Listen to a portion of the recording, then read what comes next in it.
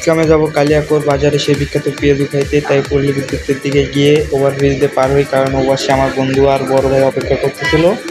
আমরা নেমে গাড়ির জন্য অপেক্ষা করতেছিলাম যতক্ষণ না গাড়ি আসে।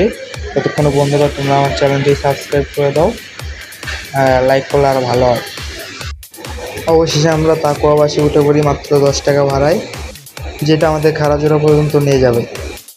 খারাজোড়া থেকে আমরা অটোতে করে কালিয়াকৈরের উদ্দেশ্যে বেরিয়ে পড়ি, মাত্র 10 টাকা ভাড়া। সেখান থেকেও একটু পথ পেরিয়ে আমরা কালিয়াকৈর পৌঁছে যাই বাজারে, কালিয়াকৈর বাজারে। বড় ভাই আমাদের প্রথমে ঘুরে দেখায় স্কুল মাঠে বসা সেই বাজারটা, যেখানে সব রকমের জিনিসপত্র অনেক কম দামে পাওয়া যায়। বাজারে জামা কাপড় থেকে শুরু করে হাঁস মুরগি সহ আরও অন্যান্য নানা রকম জিনিসপত্র দেখা যাচ্ছিল।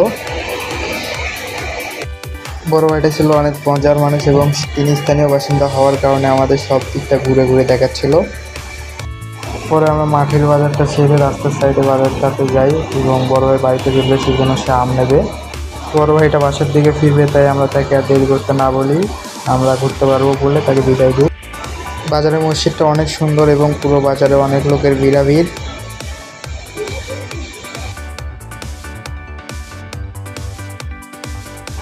আমরা এখন যাব চাপাই সেতুর দিকে। চাপাই সেতুর নামটা শুনলাম বড় ভাইয়ের থেকেই, একটু সামনের দিকে গিয়ে দেখি হ্যাঁ চাপাই সেতু লেখা। নিচের দিকে অনেকগুলো মাটির হাড়ি সাজানো দেখি। সামনে দেখি এক ভাইয়ারা বসে সুন্দর করে প্রেম করতেছিল নদীর। আমি আর বন্ধু মিলে সেতুর উপরটা যাব, গিয়ে লোহার যে ব্রিজটা ওটা করে এই পাশে আসবো আবার। তারপর আমরা লোহার ব্রিজটাতে উঠে পড়ি এবং ব্রিজের সেই নিচের জায়গাটায় যাই, যেখানে ভাইয়ারা আপুরা বসে প্রেম করতেছিল। নিচের ভিউটা সুন্দর ছিল, একদম মনোমুগ্ধকর দৃশ্য, আপনারাই দেখুন। একদল ছেলে পেলে হয়তো পিকনিক করে আসতেছিল, ওরা বক্স বাজিয়ে নাচতেছিল। তারপর আমি আর বন্ধু মিলে মসজিদটায় আসরের নামাজ আদায় করি।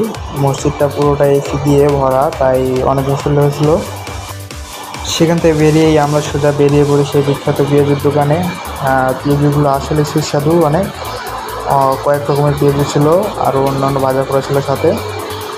তারপর আমরা বৃষ্টিতে আটকা পড়ি, প্রায় 1.5 ঘন্টার মতো বৃষ্টিতে আটকা থাকি। পরে বেরিয়ে পড়ি বৃষ্টির মধ্যে ভিজতে ভিজতে।